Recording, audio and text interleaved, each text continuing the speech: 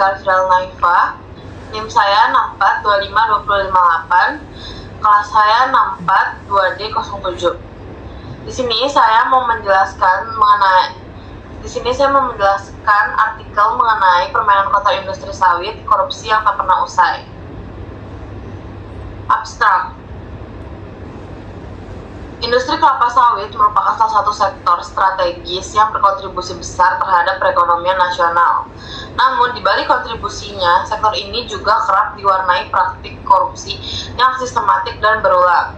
Penelitian ini bertujuan untuk mengkaji bentuk-bentuk korupsi dalam industri sawit, faktor penyebabnya, serta dampaknya terhadap lingkungan, ekonomi, dan tata kelola pemerintahan. Metode yang digunakan adalah studi literatur terhadap berbagai jurnal dan laporan penelitian terkait. Hasil penelitian menunjukkan bahwa praktek korupsi terjadi dalam berbagai bentuk, seperti suap perizinan lahan, manipulasi dokumen, hingga kolusi antara perusahaan dan pejabat pemerintah. Lemahnya pengawasan, konflik kepentingan, dan rendahnya transparansi menjadi faktor utama yang memperparah kondisi ini. Penelitian ini menyimpulkan bahwa pemberantasan korupsi di sektor sawit memerlukan reformasi kebijakan, peningkatan transparansi, dan penegakan hukum yang tegas. Di sini ada pendahuluan. Industri kelapa sawit telah berkembang menjadi salah satu sektor ekonomi paling penting di negara-negara berkembang, terutama di Asia Tenggara. Kontribusinya terhadap devisa negara, pertumbuhan ekonomi, dan penyerapan tenaga kerja menjadikan sektor ini sebagai pilar utama pembangunan nasional. Indonesia dan Malaysia sebagai produsen utama minyak sawit dunia sangat bergantung pada sektor ini dalam mendorong ekspor komoditas unggulan. Namun, di balik kontribusi tersebut, industri sawit juga menyimpan berbagai persoalan serius. Salah satunya adalah praktek korupsi yang terus berulang dan sulit diberantas. Kompleksitas rantai produksi, luasnya wilayah perkebunan, serta keterlibatan banyak pihak menjadikan sektor ini rentan terhadap penyimpangan. Permasalahan korupsi dalam industri sawit tidak hanya terbatas pada satu aspek, tetapi mencakup berbagai tahapan, mulai dari proses perizinan lahan, pengelolaan kawasan hutan, hingga pengawasan lingkungan. Banyak kasus menunjukkan adanya praktek suap dalam penerbitan izin usaha perkebunan, pemalsuan dokumen administratif, serta penyalahgunaan kewenangan oleh pejabat publik. Selain itu, lemahnya sistem pengawasan dan minimnya transparansi memperparah kondisi tersebut. Situasi ini menyebabkan kerugian negara dalam jumlah besar, sekaligus berdampak pada kerusakan lingkungan seperti deforestasi dan degradasi lahan, serta memicu konflik sosial antara perusahaan dan masyarakat lokal. Dengan demikian, korupsi dalam sektor sawit bukan hanya persoalan hukum, tetapi juga menyangkut aspek sosial, ekonomi, dan lingkungan secara luas. Urgensi penelitian ini semakin meningkat mengingat dampak jangka panjang dari praktik korupsi yang tidak terkendali. Ketika korupsi dibiarkan berlangsung, maka tata kelola industri menjadi tidak sehat, investasi yang masuk cenderung tidak berkualitas, dan kepercayaan publik terhadap pemerintah menurun. Selain itu, tekanan global terhadap praktik berkelanjutan dalam industri sawit juga semakin kuat, sehingga perbaikan tata kelola menjadi suatu keharusan.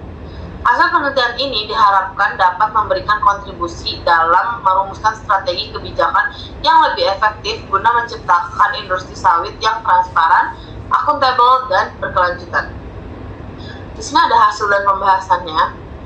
Hasil kajian menunjukkan bahwa praktik korupsi dalam industri kelapa sawit tidak terjadi secara sporadis, melainkan membentuk pola yang sistematis dan terstruktur. Salah satu bentuk yang paling dominan adalah korupsi dalam proses perizinan lahan. Dalam banyak kasus, perusahaan perkebunan memperoleh izin usaha melalui praktek suap kepada pejabat daerah maupun pusat. Hal ini sering terjadi karena adanya kewenangan diskresi yang besar dalam pemberian izin, terutama pada era desentralisasi. Akibatnya, banyak izin diterbitkan tanpa melalui prosedur dan transparan dan akuntabel. Bahkan seringkali ditumpang tindih dengan kawasan hutan lindung atau wilayah adat. Selain itu, praktik manipulasi dokumen juga menjadi temuan penting dalam penelitian ini. Beberapa perusahaan terbukti memalsukan atau merekayasa dokumen analisis mengenai dampak lingkungan atau AMDAL untuk mempercepat untuk mempercepat proses operasional.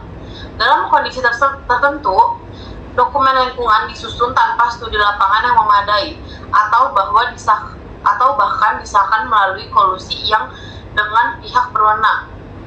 Fenomena ini menunjukkan bahwa instrumen regulasi yang seharusnya menjadi alat pengendali justru disalahgunakan untuk kepentingan bisnis jangka pendek. Dari sisi pengawasan, ditemukan bahwa lemahnya koordinasi antar lembaga menjadi celah utama terjadinya korupsi.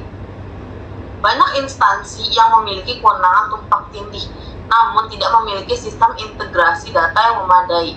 Kondisi ini dimanfaatkan oleh pelaku usaha untuk menghindari pengawasan atau memainkan celah regulasi.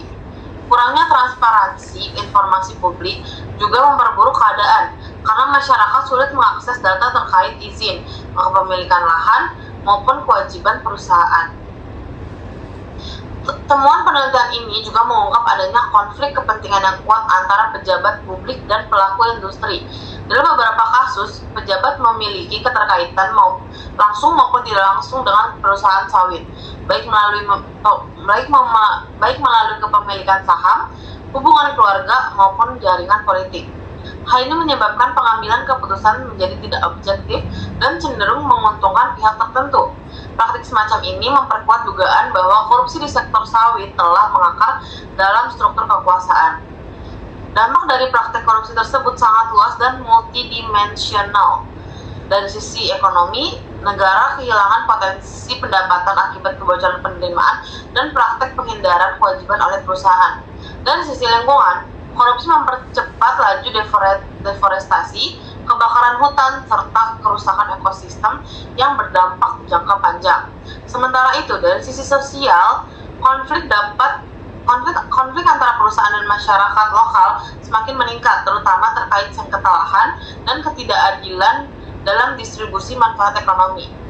Jika dikaitkan dengan temuan penelitian sebelumnya, hasil ini memperkuat argumen bahwa korupsi dalam industri sumber daya alam, termasuk sawit, bersifat struktural dan dipengaruhi oleh kombinasi faktor kelembagaan, ekonomi, dan politik.